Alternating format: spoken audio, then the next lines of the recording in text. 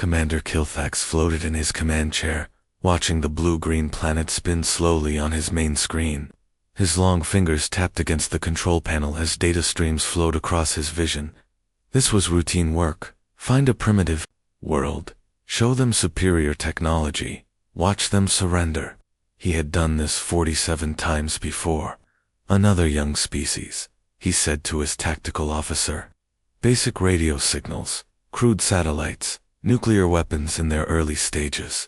They still fight with metal projectiles and chemical explosives. The tactical officer, a slim creature with pale blue skin, nodded. Standard integration protocol, Commander. Of course. Deploy the demonstration fleet over their major population centers. 1 ship per continent should be sufficient. Kilthax had perfected this process over decades of service. The hegemony had conquered over 300 worlds using the same simple method. Appear suddenly above their cities. Broadcast surrender terms. Wait for compliance. Most species gave up within hours once they saw technology that seemed like magic to their primitive minds down on the planet's surface. Admiral Jiwoo Park stood in the command center deep beneath Seoul. The underground facility hummed with activity. As officers monitored space around Earth, they had been watching the strange signals from the outer system for 3 days, trying to understand what was approaching. "Sir," called Lieutenant Minho Kim from his console. "We have visual contact. Multiple contacts." Admiral Park looked at the main screen and felt his breath catch. Massive triangular ships, each one larger than a city block, hung motionless in the sky above every major population center on Earth. They had appeared without warning, bypassing every detection system humanity possessed. "How many ships total?" Admiral Park asked. 12 confirmed, sir. 1 over each major continent, and several island chains. No hostile action detected, but their energy readings are off our scales. The communication alert sounded across the command center. Lieutenant Kim's hands flew over his controls as the incoming transmission automatically translated itself into perfect Korean, then English, then every other language on Earth simultaneously. Primitive species of the 3rd planet. The voice was cold and mechanical. "You will cease all military activities and prepare for integration into the hegemony. Resistance will result in proportional response. You have 72 standard time units to comply." Silence filled the command center. Admiral Park stared at the screen showing the alien vessel hanging over Seoul like a dark cloud. Around the world, similar scenes played out as humanity got its first taste of contact with an advanced alien civilization.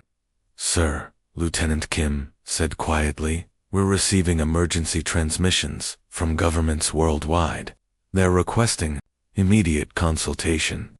Within 2 hours, every world leader sat in secure video conference. The discussion was brief and surprisingly unanimous. When faced with an ultimatum from superior technology, humanity's response was not fear or submission. It was fury. President Chen of the Global Defense Council spoke for all of them. These beings made a fundamental error.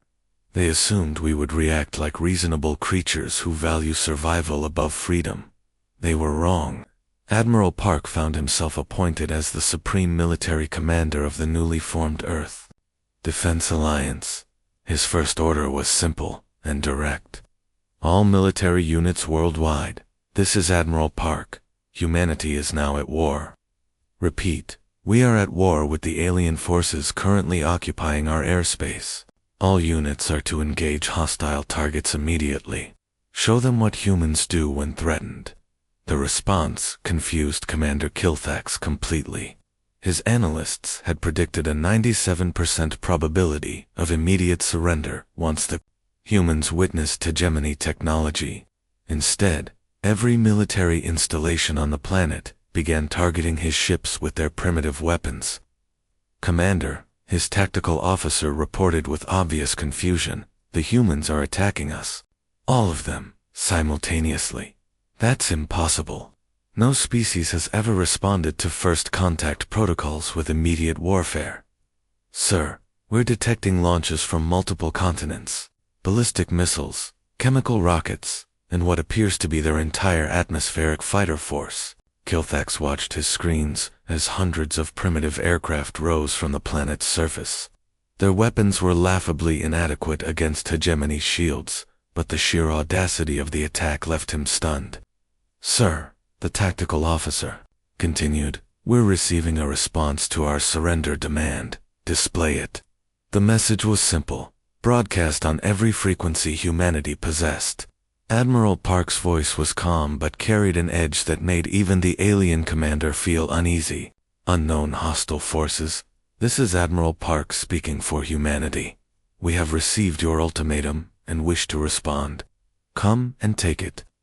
The transmission cut off, replaced immediately by something that chilled Commander Kilthax to his core.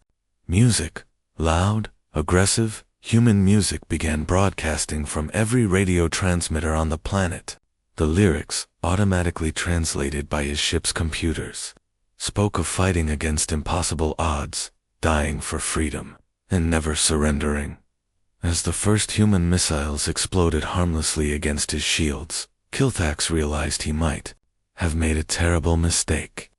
In 3,000 years of successful conquests, no species had ever declared war on the hegemony, but then again, they had never encountered humans before. Lieutenant Hannah Lee gripped the controls of her fighter jet as she flew through the smoke rising from what used to be Osan Air Base. The alien weapon had carved a perfect hole in the ground where the command building once stood, but the runways were still intact. The aliens wanted to show their power without destroying everything. "Phoenix Squadron, this is Control," her radio crackled. "Enemy ship is holding position at 15,000 meters. Your orders are to attack and see what they can do. Copy that. Control. Phoenix Squadron moving to attack." Hannah looked at her fuel gauge and weapon systems. She had 12 missiles and enough bullets for maybe 2 minutes of fighting. The alien ship above was the size of a small mountain. The math did not look good. Commander Kilthax watched the approaching human aircraft with calm interest. 20 primitive fighters with chemical rockets and metal bullets. His ship's computer calculated that destroying them all would take approximately 43 seconds, using minimal power. Tactical, prepare point defense systems. Eliminate incoming ordnance, but do not fire on the craft themselves.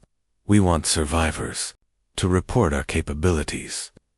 The first wave of human missiles streaked toward his ship. Energy beams lanced out from the alien vessel, turning each missile into a brief flash of light. Every single human weapon was destroyed before reaching its target. Kilthax expected the fighters to retreat, now that they had seen their weapons were useless. Instead, something happened that broke every rule in his tactical manual. The humans accelerated toward his ship.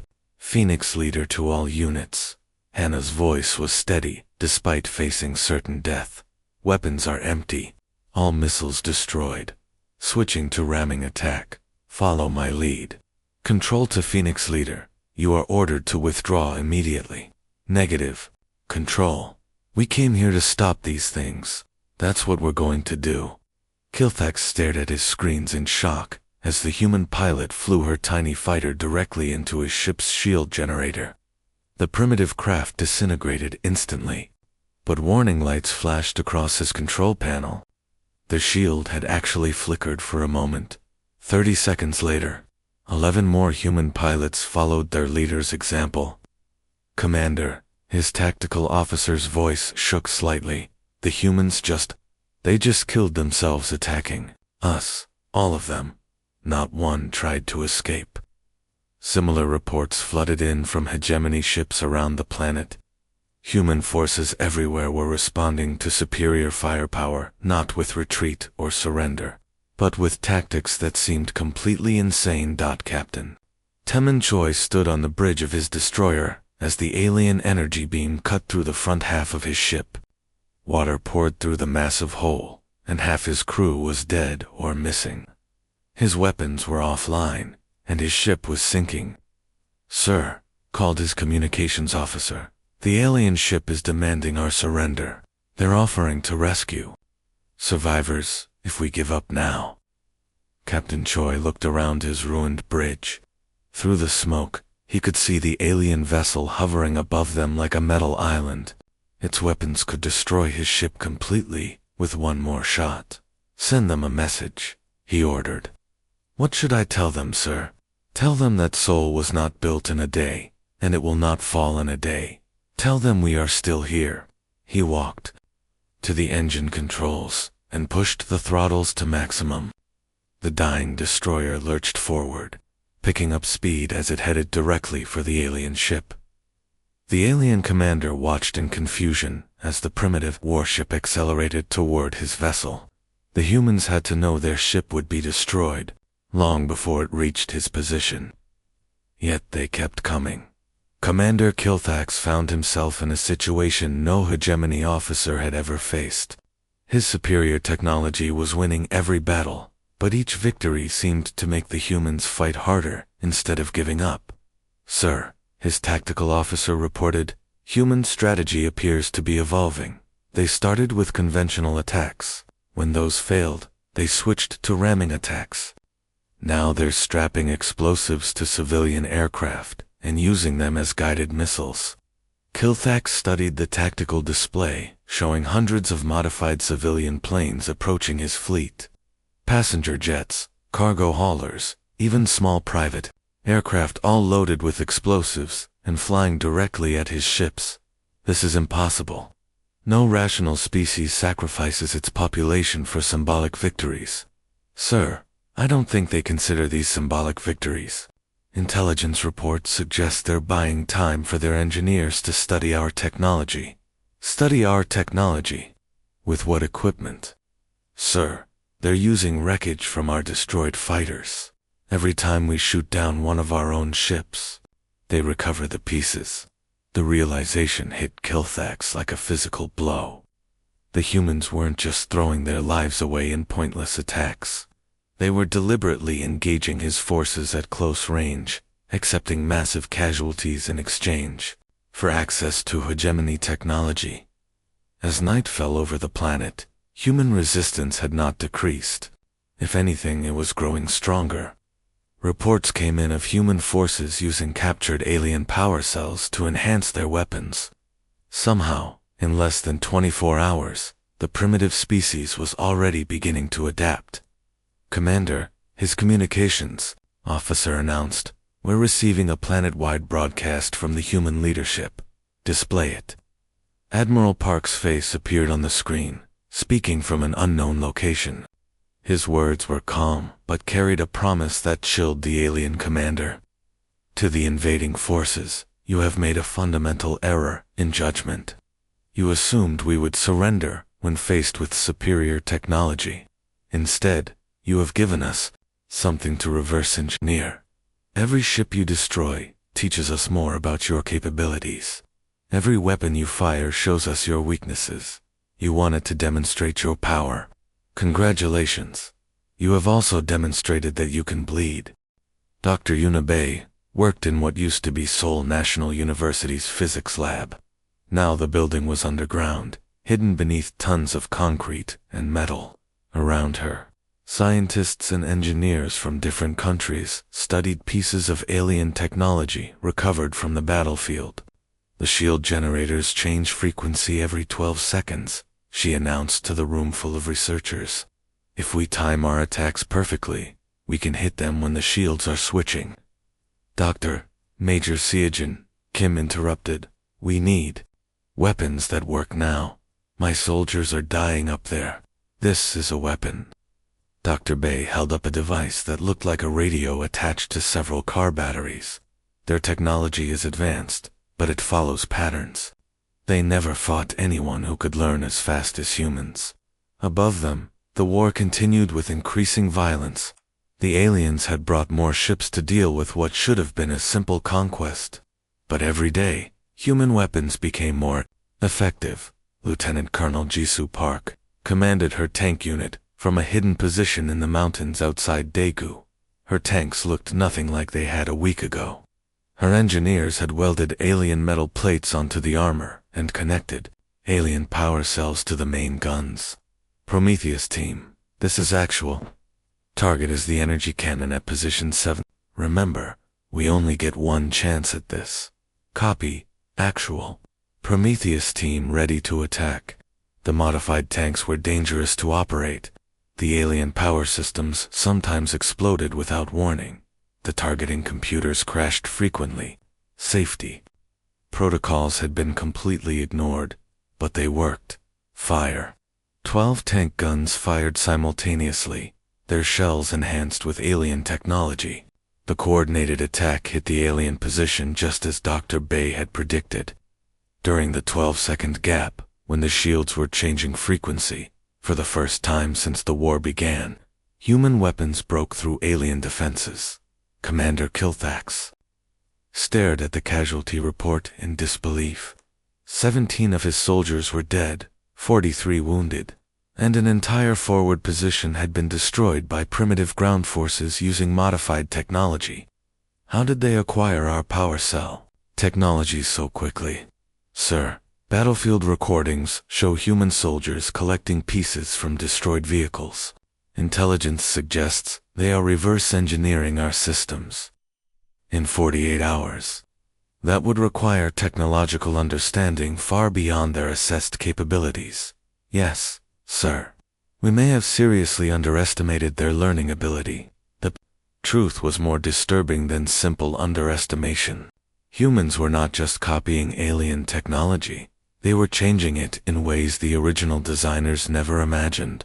Dr. Bay's team had taken alien medical robots and reprogrammed them to eat through spaceship holes. Communication devices became weapons that broadcast painful sounds directly into alien brains. Even the aliens' garbage disposal systems were turned into poison gas makers. They're using our own technology against us, the hegemony analyst reported during the daily briefing, but not in ways we can predict or counter.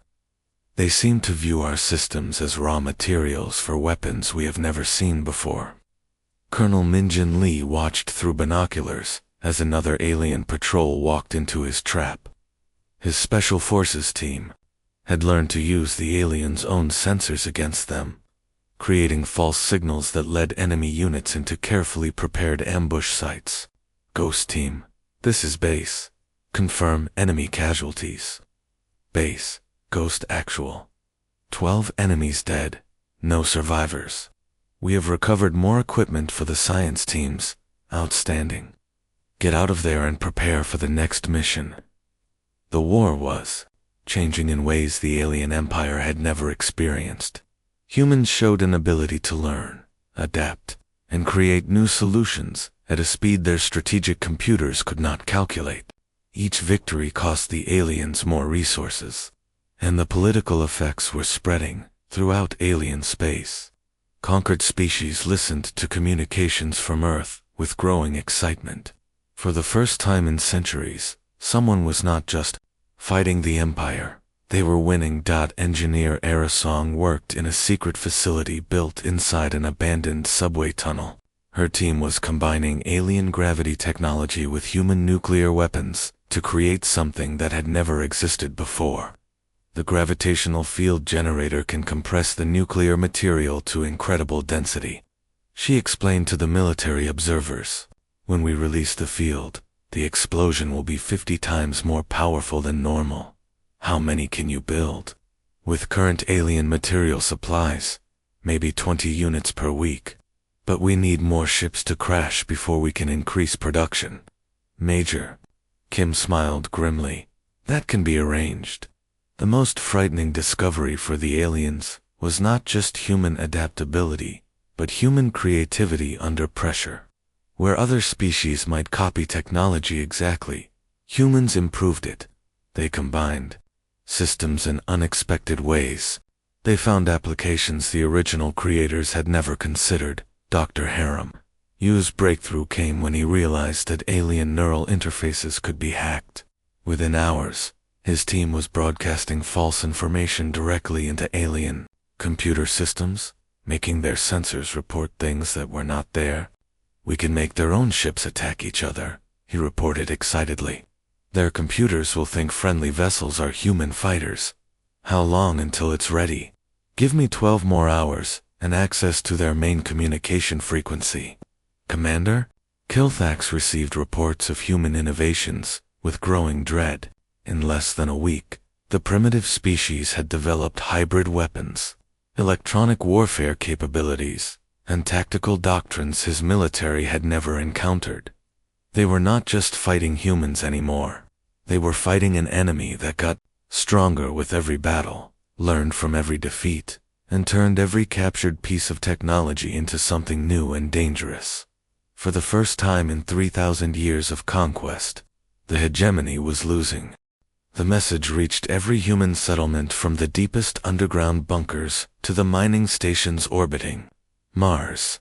Admiral Park's voice came through clearly on every radio, television, and communication device on Earth and beyond. Citizens of Earth and her colonies, the alien invaders expected us to break apart under pressure. They thought we would choose individual survival over working together. They were wrong. Today, old enemies become permanent allies. Today, we fight as one species. In the ruins of downtown Seoul, Captain Era's song coordinated with soldiers she never imagined working alongside before the war.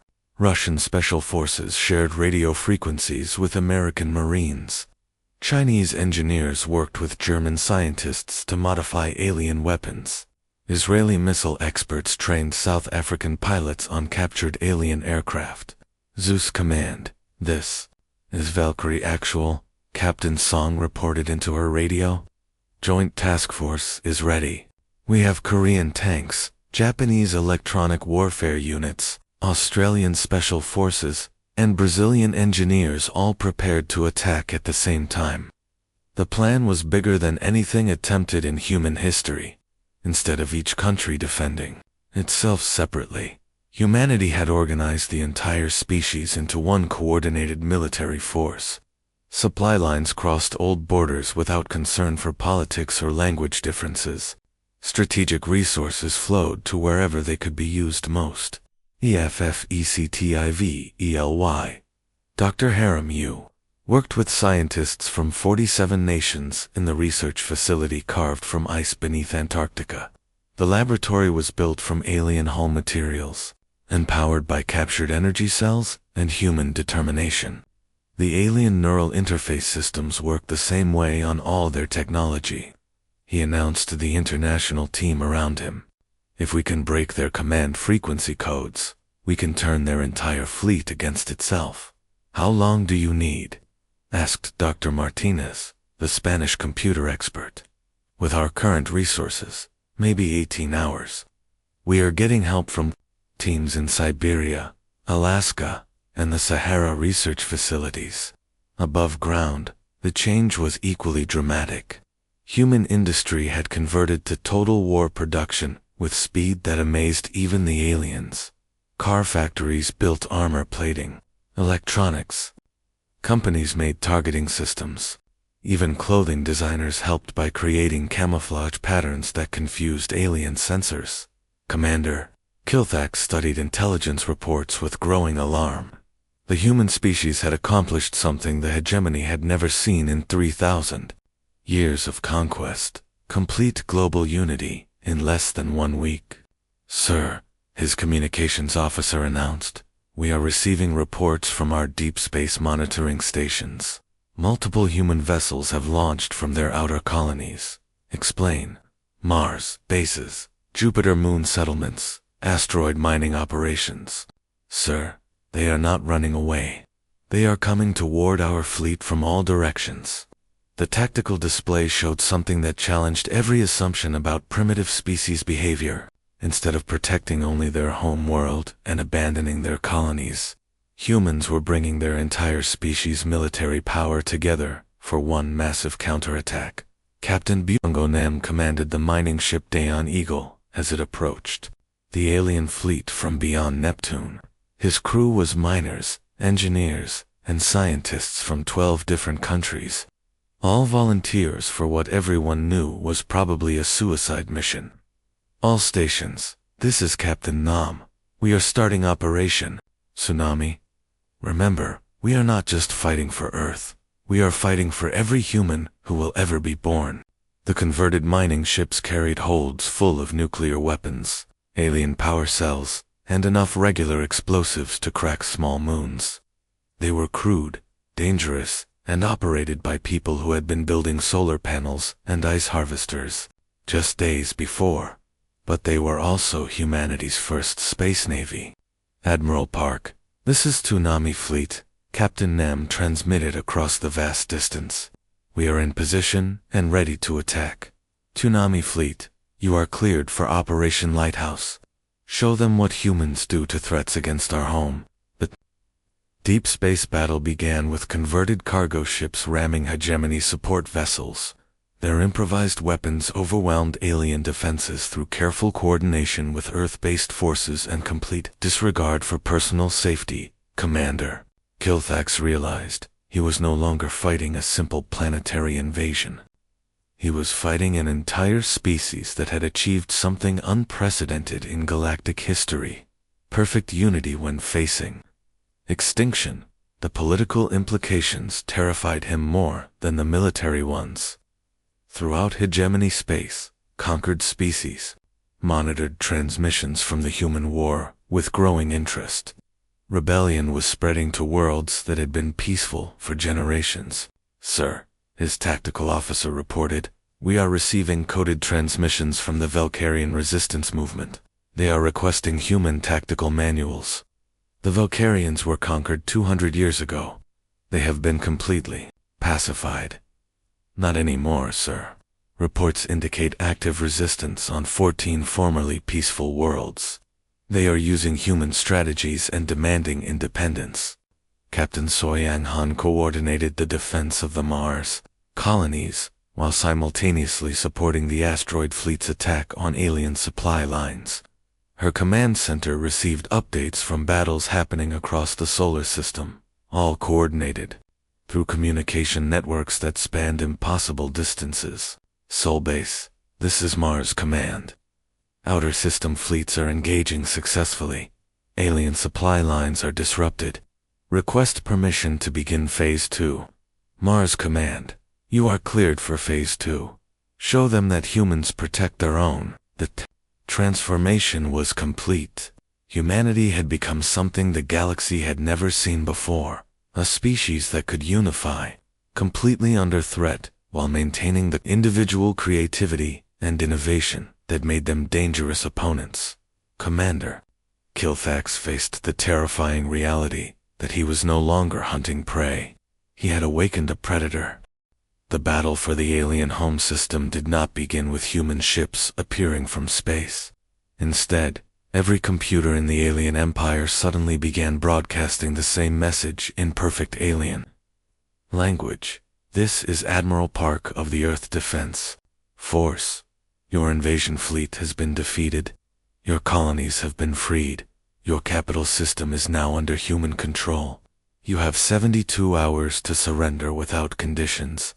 Supreme Commander Veltar of the Hegemony Central Fleet stared at his control screens with growing horror. The impossible had happened. The humans had not just stopped the invasion, they had followed his retreating forces home and somehow taken control of every computer system in alien space. Give me a status report, he ordered his staff officers. Sir, the human fleet appears to be using captured and modified hegemony ships, plus vessels of unknown design. They are broadcasting our own identification codes and using our navigation systems against us. How many ships are we facing? Unknown, sir. They are using electronic warfare that creates false readings. We are detecting anywhere from 200 to 2,000 vessels. The truth was both simpler and more frightening. Dr. Yunabei's breakthrough with alien neural interface technology had allowed human computer experts to break into the hegemony's entire network. Every alien ship, station, and base was now sending false information, creating confusion that made accurate threat assessment impossible. But the human fleet was real. Captain Soyang Han commanded the former alien battlecruiser Soul Vengeance. Her crew was half human engineers and half freed alien prisoners who had chosen to fight alongside their former enemies. All vessels, this is Admiral Park, aboard the flagship engine. Execute Pattern Omega. Show them how humans end wars. The attack was everything alien military doctrine was not. Instead of careful, measured strikes designed to achieve specific goals, the human fleet fought with controlled chaos.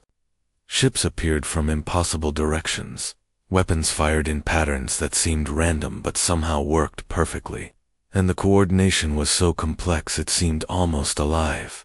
Commander Kiltax, now commanding the final defense of the alien capital, found himself facing Admiral Park directly. The human fleet had somehow broken through every defensive line, bypassed every strategic position, and reached the heart of the system with minimal losses. Human Commander Kiltax transmitted, "You cannot hold this system. Even if you defeat our remaining forces, you lack the infrastructure to control our territory." Commander Kiltax, Admiral Park's response was calm, almost friendly. "We are not here to control your territory. We are here to offer you the same choice you offered us. Surrender and join us, or complete destruction. The difference is, we mean it as a real offer." Explain. Your empire spent 3,000 years conquering species through fear and superior technology. You never learned to fight a war for survival against an enemy that learns faster than you can adapt. We did. We spent our entire history fighting each other, learning from every defeat, improving with every victory. The final battle lasted less than 4 hours. Human tactics, developed through thousands of years of warfare against opponents with equal technology, proved devastatingly effective against an empire that had grown weak through centuries of easy victories. But as the alien fleet surrendered, Admiral Park broadcast a message that would change galactic politics forever. To all species under alien rule, you are free. To all alien forces still fighting, you can choose to continue a war you cannot win, or you can help us build something better. To the alien leadership, your empire is finished, but your people can be part of what comes next. Captain Minsu Kim, commanding the Liberation Fleet at the former slave worlds of the Centauri sector, watched as alien populations emerged from underground hiding places for the first time in generations. The humans had brought not just military victory, but medical supplies, food, and engineers to rebuild what the war had destroyed. "Admiral," Captain Kim reported, "the Valkyrian population is asking to join our alliance. They want to share their farming technology in exchange for protection." Approved. Add them to the list. The list grew daily. Former alien subjects, impressed by humanity's combination of military effectiveness and post-victory generosity, were volunteering to join what was becoming known as the Terran Commonwealth. Dr. Harem, you found himself appointed as the first director of interspecies technology exchange. His job was sharing human innovations with former enemies and allies alike. His first project was adapting alien medical technology to treat both human and alien casualties from the war. The interesting thing, he explained to his international team, is that they never learned to innovate under pressure. 3,000 years of easy victories made them excellent at improving existing technology, but terrible at developing new solutions. And humans spent thousands of years fighting enemies with equal technology. We had to innovate or die. Every generation faced new challenges that required creative solutions. We are not just warriors, we are problem solvers who happen to be very good at fighting. The final irony came when Commander Kilthax, now serving as a liaison officer in the Commonwealth Fleet, watched human engineers working alongside former alien scientists to develop new defensive technologies. "Admiral Park," he asked during one of their regular meetings, "why spare us? Your military doctrine emphasizes total victory." "Because, Commander, we learned something your empire never did.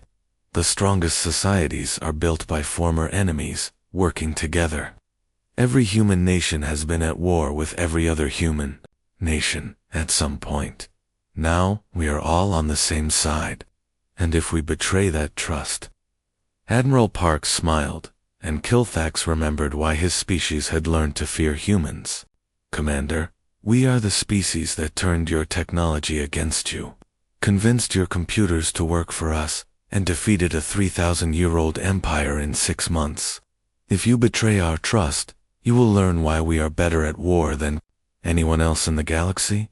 But more importantly, you will discover that humans are even better at peace than we are at war. Your choice.